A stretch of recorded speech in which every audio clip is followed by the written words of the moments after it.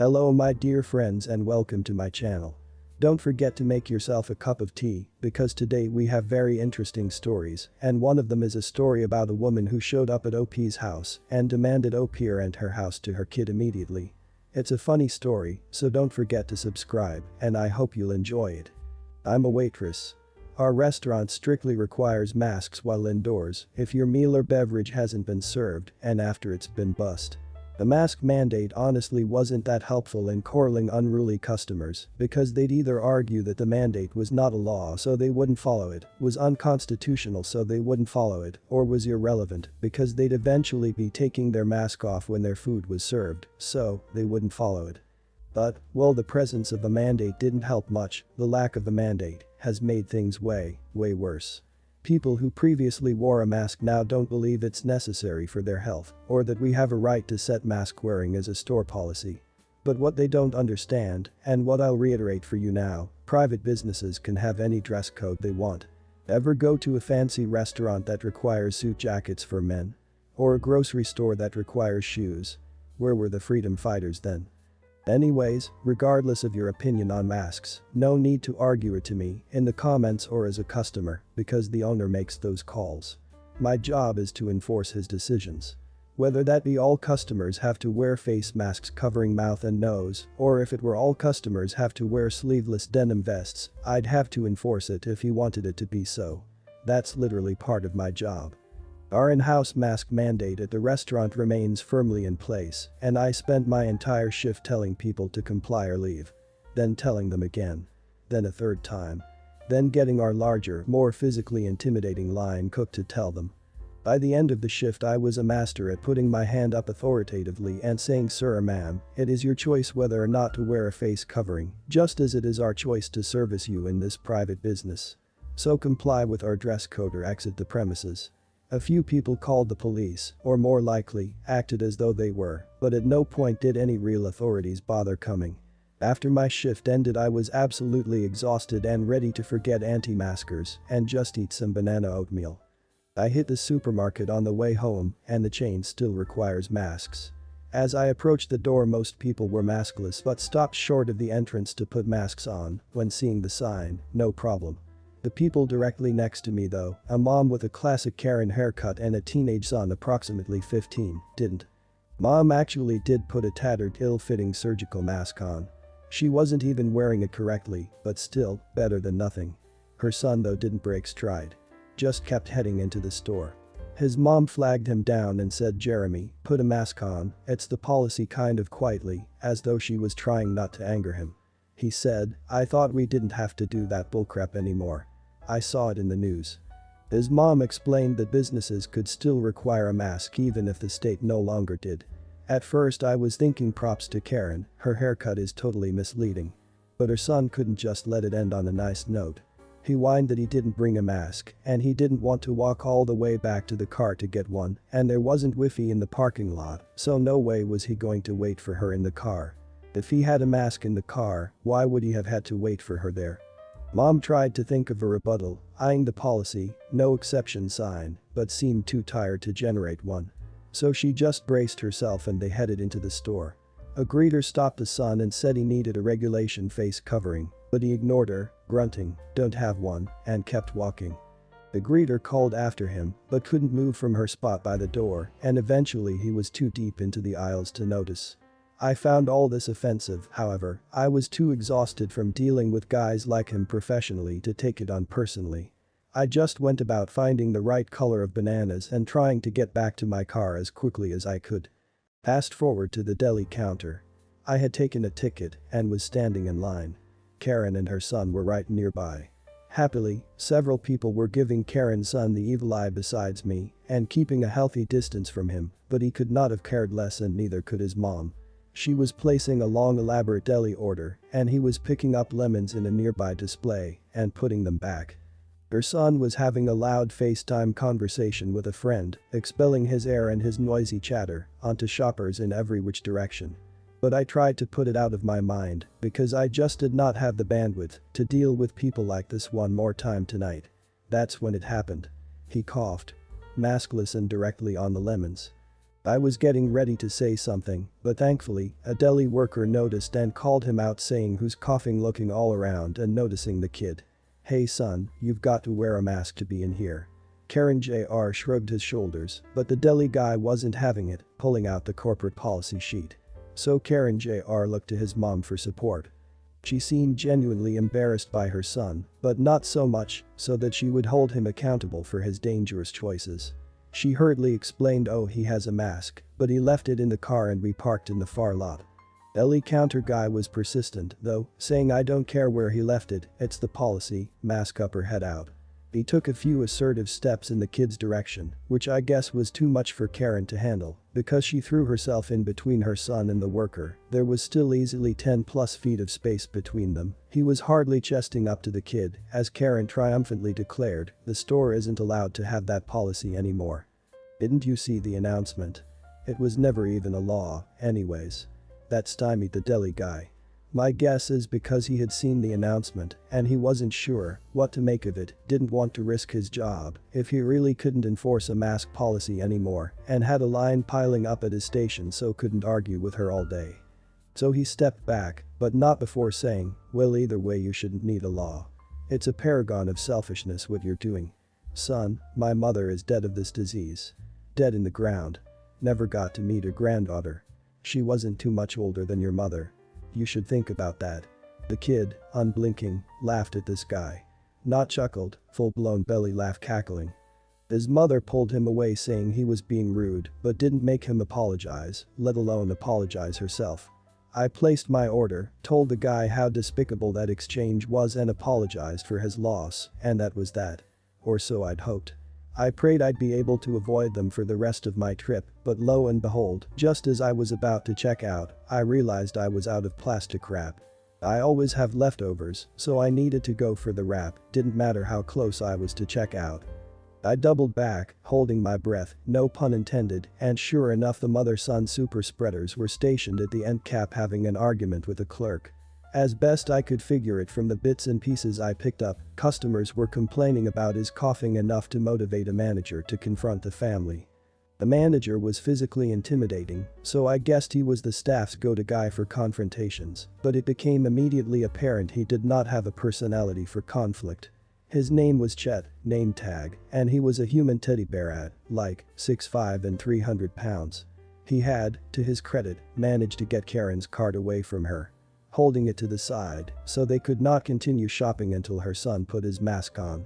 But now Chet was pleading with Karen, "Please don't yell at me. I can't understand you when you're yelling."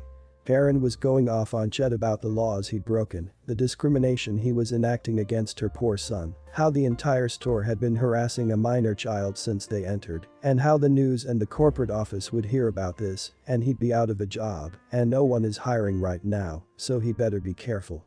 Chet seemed genuinely surprised as he tried, and failed, to communicate to Karen gentle reassurance of, "I am trying to help you, actually. Ma'am. I don't want to harass anyone, I want to work this out. The situation at hand though, is that you cannot continue to shop until your son conforms to our corporate masking policy for the well-being of the communities we serve, alright? Help me help you." Meanwhile, as Karen was preaching, well, screeching, the innocence of Karen Jr., her son was actively berating her. Telling her she was embarrassing and ineffective, and she was so stupid for wasting time arguing with these people, and he wanted to just ignore them and keep shopping. He was a toothpick and Chet was a redwood, so I don't know in what universe he thought he'd ignore the situation and continue about his business, but, oh well. Anyways, at this stage I realized it was disrespectful to just be a voyeur to the spectacle. I would either have to speak up or move on with my shopping. Maybe this was the straw that broke my back after the day I'd had at work, maybe I was just on autopilot, or maybe I felt sympathy for Chet, probably a mix of all three, but my mask-enforcing persona are to life. Luckily, I was also still wearing my work clothes including a name tag, or this might not have worked. I stormed over with my most authoritative manager of the manager swagger and said, excuse me, you're creating a disturbance. Do we have a problem here?" Poor Chet started trying to explain and remove me from the situation, thinking I was a concerned customer who was upset by the disruption of their altercation, or worse, a third member of the Karen party. But I just fell into my script, which I had down cold at this point, reciting, "Sir, ma'am, you have a choice as to whether or not you'd like to wear a mask, and as a private business we have a choice as to the dress code we'd like to set for our customers. You have two options as to how we can proceed from here." Karen just kept talking over me, while her son screamed at her to stop engaging with us and keep shopping. Including this gem of a line, they're literally lower than rent-a-cops. They are the can-stacking people. Just ignore them. So I went into the phase 2 script. "Alright, you have made the choice not to partake in our services, and we have, in turn, made the choice not to service you. Please leave now or you will be escorted out. If you leave of your own volition you'll be welcomed back if dressed appropriately. If escorted out, a permanent ban will be issued. Please note we have a clear view of your face on our CCTV to reference, as you are not currently wearing a mask." That nearly made Karen Jr.'s head explode. He started shouting obscenities at us, and I just flatly stated, "My colleague is contacting security." Getting edgier as he escalated, because A. I made the assumption the store had security, but it was dawning on me that I had no clue whether or not they did, and B. Karen Jr. was physically larger than me, so I thought back to the stories of store workers being attacked by anti-maskers for enforcing these policies. For a minute I wondered if I should have kept my nose out of this business. But Karen stepped up to the plate. Better late than never. She started pulling her son towards the door, insisting, "I cannot be banned from here, this store is easily closest to the house. Come on, come on." He resisted at first, even intentionally pushing over the end cap display in a rage. To which Chet offered the strong words of, "Hey now, was that really necessary?" When he started destroying property, Karen left him to face security on his own and made a beeline for her car. After about 15 seconds more of kicking stuff around, Karen Jr. realized he was left standing on his own 2 feet without mommy there to shield him from real-world consequences, and absolutely broke down. A wave of terror washed over him, and just as quickly as he'd flown into the initial rage, he bolted for the exit. Jet was so casual about all of this. He turned to me and asked, "You don't work here, do you? I've never seen you before," and I explained what I'd been dealing with at work and how I felt obligated to step in as a result, and he sincerely thanked me, even offered me coupons, but chillingly said that, well, he appreciated the thought behind it, next time I should not get involved. He warned that some of the anti-maskers had been wholly unstable, hitting or spitting at employees, and they did have a usual security guard, but he was out that day because of an injury an anti-masked inflicted on him at another job site. It's only because he was out that they sent any regular store workers to confront the kid at all. He sighed and said, "This is mostly what I've been doing today. I don't know if it's because I've got a calm demeanor or because I look like I don't have a calm demeanor, but either way, I'm always the one they sent to deal with the crazies. I was so distracted by all this I didn't even end up remembering to get my plastic wrap. I just checked out and headed home as quickly as I could." I'm just shocked at how that kid laughed at this guy. And what was the reaction of his mother? Just said to her kid he's being rude. She thought that would be enough for him to understand. I don't think so. As with many folks, I didn't think I had anything to contribute here, but when I actually read the sign on our front door for the first time in a few months, I remembered a good one. My wife and I moved to Mississippi after getting married. She's a native, and I'm from out of state. We met online and had the wedding in my hometown. She had a full ride and assistantship at Mississippi State, so it didn't make sense to have her give that up. We were fortunate in that her grandfather had an extra property he wasn't using, and he lets us stay there rent-free. It's a crap shack in the middle of the woods that was built by an idiot who has no business playing with Legos, much less building an actual structure, but hey. It's free. I can only complain so much. My wife's schedule varies greatly by the day, which saw her alone at the house while I was working when the entitled mother showed up. BM, entitled mother. W, wife. GIL, grandfather-in-law.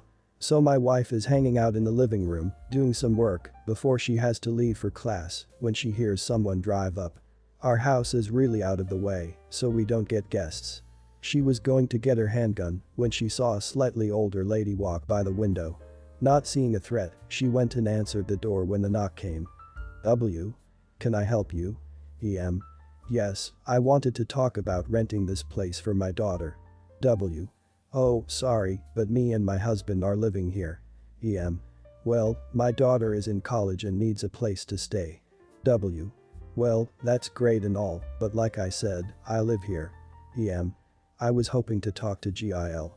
W. Getting irritated, no, the house isn't for. EM. I know him personally, you see, and I wanted to talk to him about renting.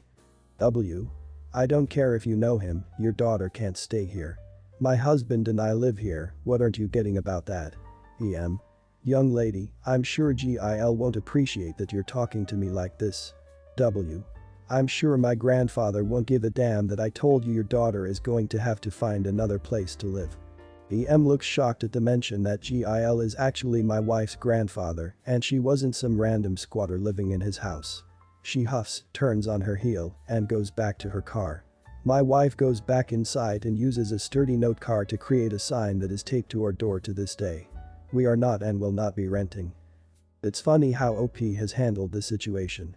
That EM probably thought OP will give them a house for free after she said she knows OP's grandfather-in-law. I think her plan wasn't perfect. Well guys, that's it for today. If you end up enjoying this video, please consider subscribing, and if you missed the last episode on the channel, I'm gonna link it right here. The story is about an OP's mom who stole his baby, so the OP set up a trap to teach her a lesson. Check this out if you haven't, and I'll see you in my next video.